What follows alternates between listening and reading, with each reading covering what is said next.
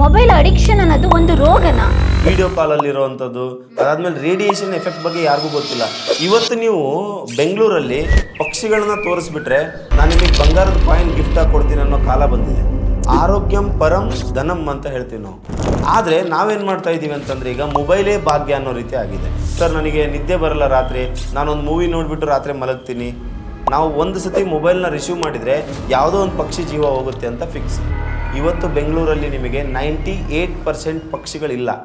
ಒಂದು ಅಧ್ಯಯನದ ಪ್ರಕಾರ 273 ಕೋಟಿ ರೂಪಾಯಿ ಖರ್ಚಾಗತ್ತಂತೆ ಹ್ಯೂಮನ್ ಬಾಡಿ ತಯಾರು ಮಾಡಲಿಕ್ಕೆ. ಓ ಮೈ ಗಾಡ್. ಓಕೆ, ಬಟ್ ನಾವೇನು ಮಾಡ್ತಾ ಇದ್ದೀವಿ ಅಂತಂದರೆ ಒಂದು 20,000 ರೂಪಾಯಿ ಮೊಬೈಲ್ನ ಯೂಸ್ ಮಾಡ್ತಾ ಹಾಳು ಮಾಡ್ತಾ ಇದ್ದೀವಿ.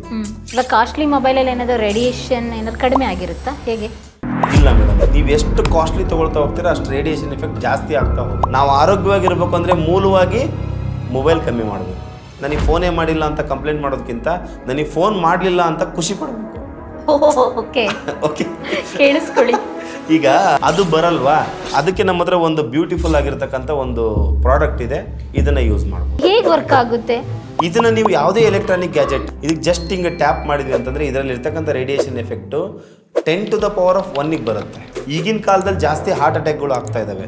ಈಗ ನೀವು ತುಂಬ ಯಂಗ್ ಏಜಲ್ಲಿ ಇರ್ತಕ್ಕಂಥವ್ರಿಗೆ ಹಾರ್ಟ್ ಅಟ್ಯಾಕ್ ಆಗ್ತಾ ಇದೆ, ಕ್ಯಾನ್ಸರ್ ಆಗ್ತಾ ಇದೆ, ಅಲ್ಸರ್ ಆಗ್ತಾ ಇದೆ, ಮೈಗ್ರೇನ್ ಪ್ರಾಬ್ಲಮ್ ಬರ್ತಾ ಇದೆ, ಬ್ಲಡ್ ಸರ್ಕ್ಯುಲೇಷನ್ ಕೊರತೆ ಆಗ್ತಾ ಇರೋದು ರೇಡಿಯೇಷನಿಂದ.